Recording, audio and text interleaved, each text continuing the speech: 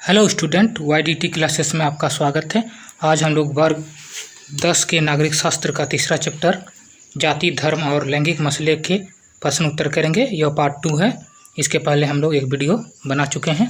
तो चलिए वीडियो की शुरुआत करते हैं, जिसमें पहला प्रश्न है चौथा नंबर। 2 कारण बताएं कि क्यों सिर्फ जाति के आधार पर भारत में चुनावी नतीजे नहीं हो सकते। तो 2 कारण बताना है कि जाति के आधार पर भारत में चुनाव के नतीजे यानी हार जीत नहीं हो सकते हैं, उसके कारण बताएं।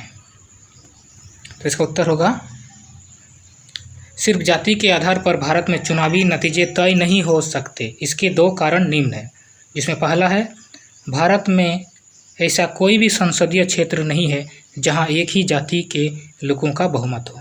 तो जो भारत देश है वहाँ पर कोई भी ऐसा संसदीय क्षेत्र मतलब जिस क्षेत्र में चुनाव होता है, जहाँ से एक संसद चुनकर विधानसभा में जाता है, ठीक है। तो ऐसा कोई भी क्षेत्र नहीं है जहाँ पर सिर्फ एक ही जाति के लोगों का बहुमत हो। दूसरा है कोई पार्टी या दल किसी विशेष जाति के सभी वोट हासिल नहीं कर सकते हैं। तो कोई भी दल हो वो किसी विशेष जाति का सभी वोट हासिल नहीं कर सकता है, ठीक है। तो अगला प्रश्न हम लोग देखते हैं 5वां नंबर। भारत की विधायिका में महिलाओं के प्रतिनिधित्व की स्थिति क्या है, ठीक है। तो इसका उत्तर होगा भारत की विधायिका में महिला प्रतिनिधियों का अनुपात बहुत कम है। तो जो भारत की विधायिका है वहाँ पर महिला प्रतिनिधियों का अनुपात बहुत कम है। 2019 में लोकसभा में महिला सांसदों की संख्या 14.36% पहुँच सकी है। तो 2019 तक हम लोग देखते हैं कि लोकसभा में महिला सांसदों की संख्या सिर्फ 14.36% ही पहुँच सकी है। राज्यों की विधानसभाओं में उनका प्रतिनिधित्व 5% से भी कम है। तो जो राज्य की विधानसभा होती है वहाँ पर उनका प्रतिनिधित्व 5% से भी कम है। स्थानीय सरकारी निकायों मतलब पंचायत और नगरपालिका में महिलाओं के लिए 1/3 सीट आरक्षित है। तो जो स्थानीय सरकारी निकाय है वहाँ के चुनाव में महिलाओं के लिए 1/3 का सीट आरक्षित है। ग्रामीण और शहरी स्थानीय निकायों में निर्वाचित महिलाओं की संख्या 10 लाख से अधिक है। और जो ग्रामीण और शहरी स्थानीय निकाय है वहाँ निर्वाचित महिलाओं की संख्या 10 लाख से अधिक है। अगला प्रश्न हम लोग देखते हैं 6ठा नंबर। किन्हीं 2 प्रावधानों का जिक्र करें जो भारत को धर्मनिरपेक्ष देश बनाते हैं।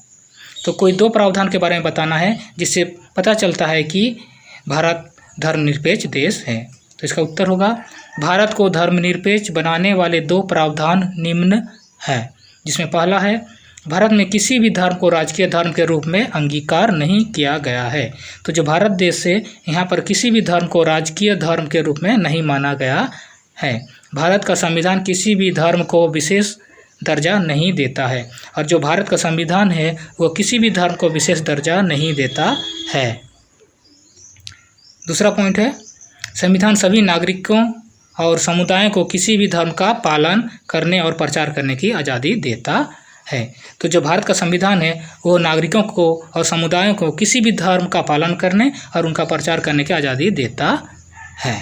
तो इस कारण हम लोग कह सकते हैं कि भारत देश एक धर्मनिरपेक्ष देश है।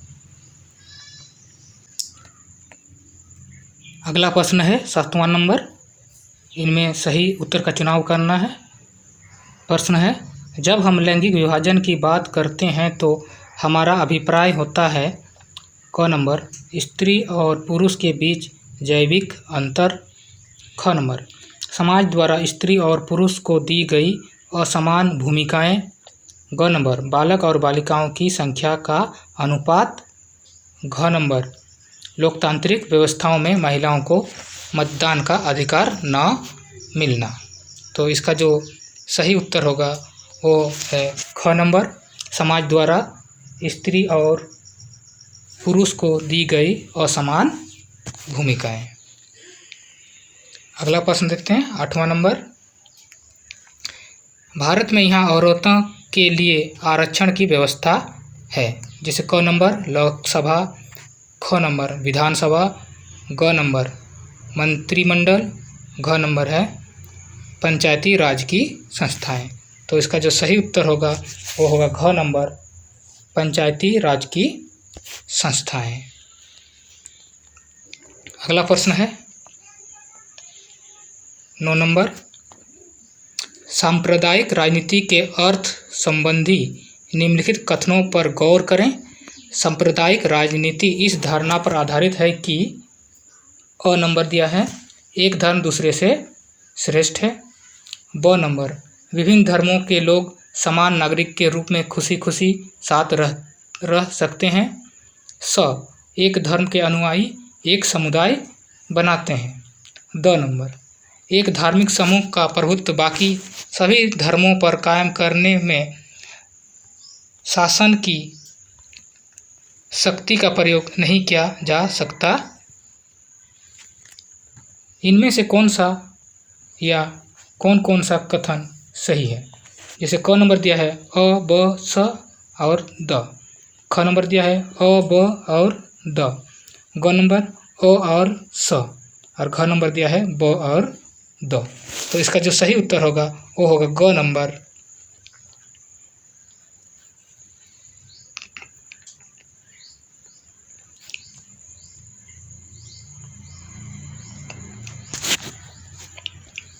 अ और स, ठीक है।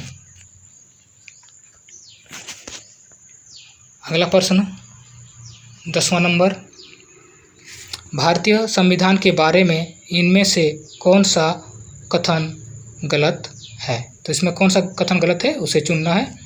क, यह धर्म के आधार पर भेदभाव की मनाही करता है।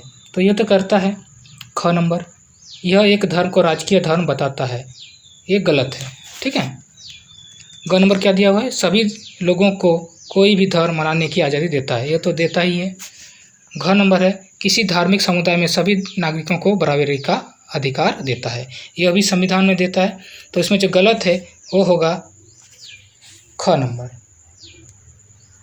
यह एक धर्म को राजकीय धर्म बताता है। यह गलत है, ठीक है। अगला प्रश्न है 11 नंबर, देश पर आधारित सामाजिक विभाजन सिर्फ भारत में ही है। तो जो इसका उत्तर होगा वो होगा जाति।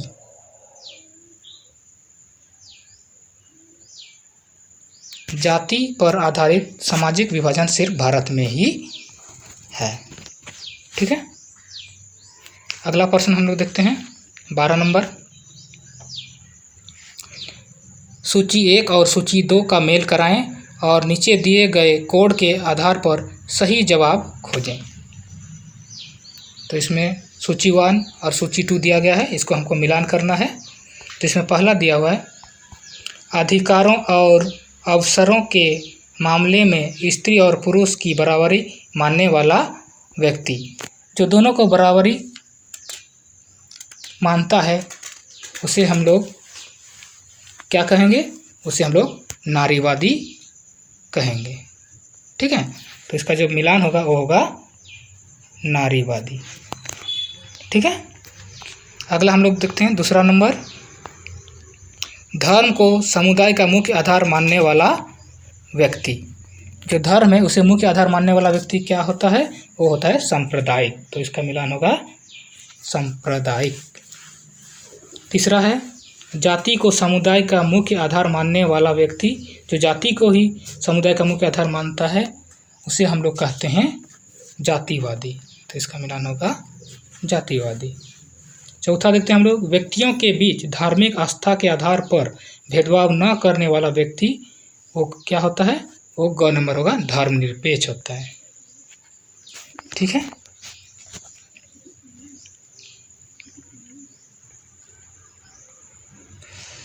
तो इसके हिसाब से जो सही आंसर होगा यहाँ पर वो होगा हमारा रे नंबर, ख, क, घ और ग। इसका सही होगा रे, ठीक है। तो आज हमने वर्ग 10 के नागरिक शास्त्र का तीसरा चैप्टर के प्रश्न उत्तर किए। अगर आपको यह वीडियो अच्छा लगा तो लाइक और शेयर कीजिए, और अगर आप इस चैनल पर नए आए तो इस चैनल को जल्दी से सब्सक्राइब कीजिए। मिलते हैं हम लोग अगले वीडियो पर।